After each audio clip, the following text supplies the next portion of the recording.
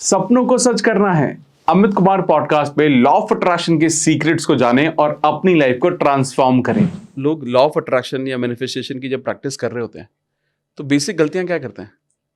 Law of attraction में ना basic रूप से जो मुझे लगता है, पहला जो सबसे बड़ी दिक्कत है, मुझे मान लीजिए आपको फोन लगाना है। ठीक है? अब फोन लगाने के लिए आपका नंबर मेरे पास होना चाहिए, ठीक है। और आपका नंबर मेरे पास नहीं है और मैं फोन लगाऊं, क्या आपके फोन आप तक फोन जाएगा? बिल्कुल नहीं। लॉ ऑफ अट्रैक्शन क्या है? आप किसी से मांग रहे हो, ठीक है? हम्म। किससे बात कर रहे हो? आपके पास उसका नंबर नहीं है, अब आप कॉल लगा रहे हो। तो आप रैंडम आपने डायरेक्टरी खोली और आप लगातार फोन लगा रहे हो। तीर तुक्का लग गया तो लग गया, इसलिए बोलते हैं। अच्छा, जब आप लॉ बोल रहे हो तो लॉ मतलब सब पे नियम लागू होगा ना। जब लॉ ऑफ ग्रेविटी की बात कर रहा हूँ, कोई चीज ऊपर जाएगी तो नीचे आएगी आएगी, सब पे नियम लागू, आप पे भी है, मेरे पे भी है। सही बात है। अगर लॉ वर्ड यूज हो गया यानी कि नियम है, सब पे लागू है। फर्क सिर्फ इतना सा है, क्या मैंने सही नंबर लगाया या मुझे नंबर पता है। नंबर पता है को और सिंपल करते हैं, हमें एक्चुअली क्या है, अपने बारे में डिटेल में पता ही नहीं है। ओके। जब मुझे मेरे बारे में नहीं पता और जब मुझे ये नहीं पता कि मुझे कौन सी चीजें अच्छी लगती हैं, मेरे लिए कौन सी चीजें बुरी हैं, मुझे कब गुस्सा आता है, किस चीज से मुझे बहुत प्यार है, किस चीज से मुझे बहुत अच्छा लगता है, कौन सी चीज मेरे लिए बहुत अच्छी है, मुझे ऐसी कौन सी एडवर्स सिचुएशन में बहुत जल्दी मैं ट्रिगर हो जाता हूँ और उसको कैसे मैनेज करता हूँ, मुझे मेरे बारे में डिटेल में पता ही नहीं है। आप सोच के देखो, जब मुझे मेरे बारे में नहीं पता तो मैं कैसे अपनी इच्छाओं के बारे में जानता हूँ अच्छी तरह। और वो इच्छाएं खाली इन्फैचुएशन ना होकर जेन्युइन, मतलब अगर वो जेन्युइन इंटरेस्ट है तो एक अलग बात है।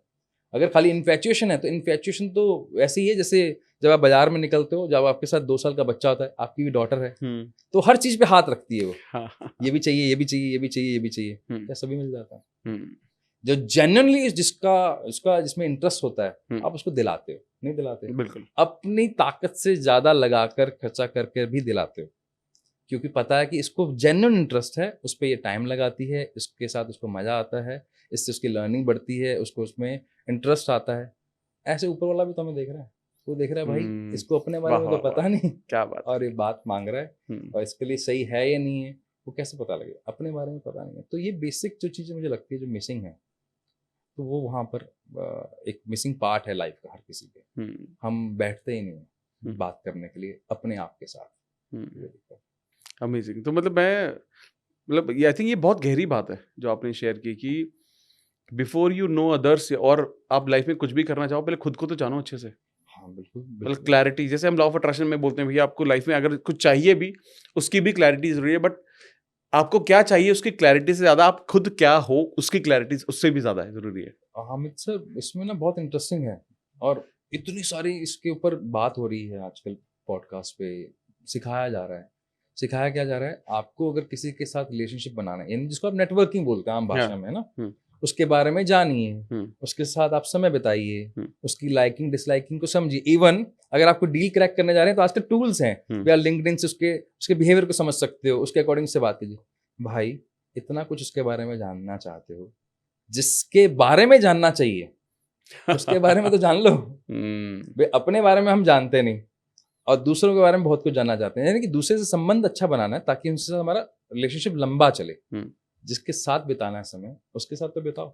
हमारे बारे में दूसरे लोग बता रहे हैं कि हम क्या हैं, क्यों? क्योंकि हमें अपने बारे में पता ही नहीं। जब अपने बारे में पता होता तो समस्या होती नहीं। तो कोई तरीका है जिससे हम अपने बारे में जान सकते हैं और डीपर लेवल पे? शॉर्ट एनालिसिस का आपने नाम सुना होगा। हाँ। बहुत इंटरेस्टिंग जो लगता है, और मुझे वो बहुत बड़ा मिथ लगता है एक्चुअली। इंटरेस्टिंग तो है क्योंकि फेमस है, मिथ इसलिए है क्योंकि उसका तरीका मुझे गलत लगता है। ये मेरा पर्सनल ओपिनियन है।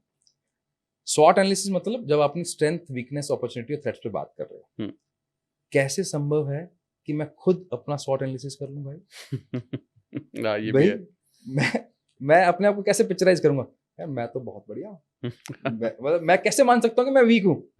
और मैं अपनी वीकनेस को, अच्छा मुझे मेरी वीकनेस पता ही होती तो मैं भगवान ना हो जाता।